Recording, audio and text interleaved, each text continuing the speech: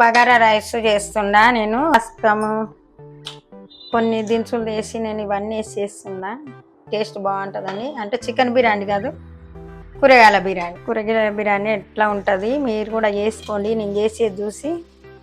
ఎందుకంటే మంచి నూనె 2 స్పూన్ల మంచి నూనె పోసిన, అంటే కొద్దిగా నెయ్యి వేద్దామని. ఎందుకంటే నెయ్యి కొంచెం నెయ్యి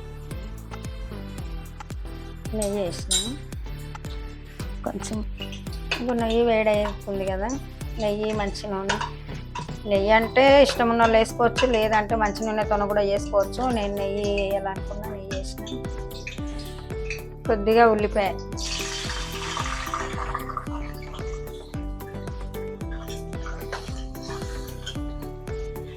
క్యాప్సికమ్ ముక్కలు, ఒక చిన్నది క్యాప్సికమ్ కోసేసిన. ఇది క్యారెట్, పచ్చిమిర్చి, బీర్నీస్. అంటే ఎప్పుడు చికెన్తో ఎందుకంటే ఒక్కొక్కసారి ఒక్కొక్క టేస్ట్ చేసుకొని తింటే బాగుంటుంది కదా, పిల్లలకు కూడా టేస్ట్ ఉంటుందని ఈరోజు కొంచెం అల్లం పేస్ట్,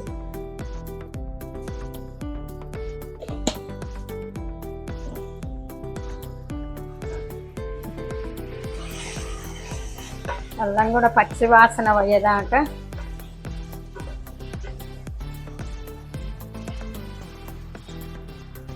రెండు గ్లాసులు బాస్మతి రైస్ ఈ గ్లాస్తోనే ఇంకా నానబెట్టాను.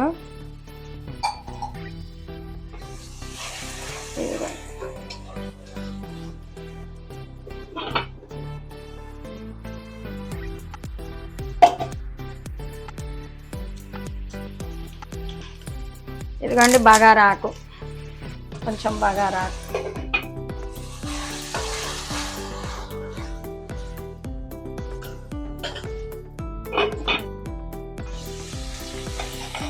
ఇదిగోండి లవంగాలు, చెక్క, పువ్వు 3.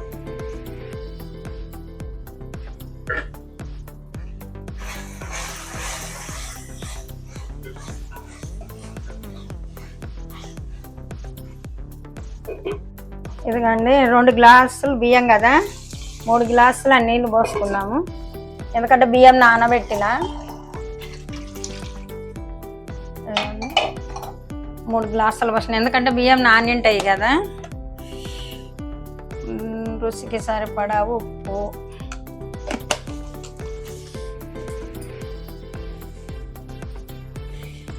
ఇది మరలాలా.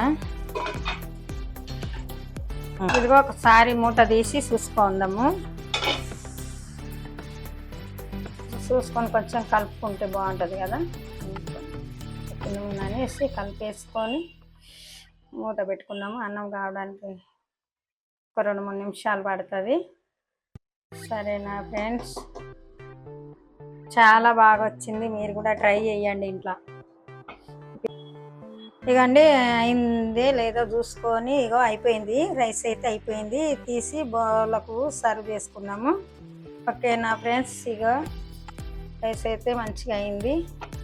ఇంకా బంద్ చేస్తుండ స్టవ్.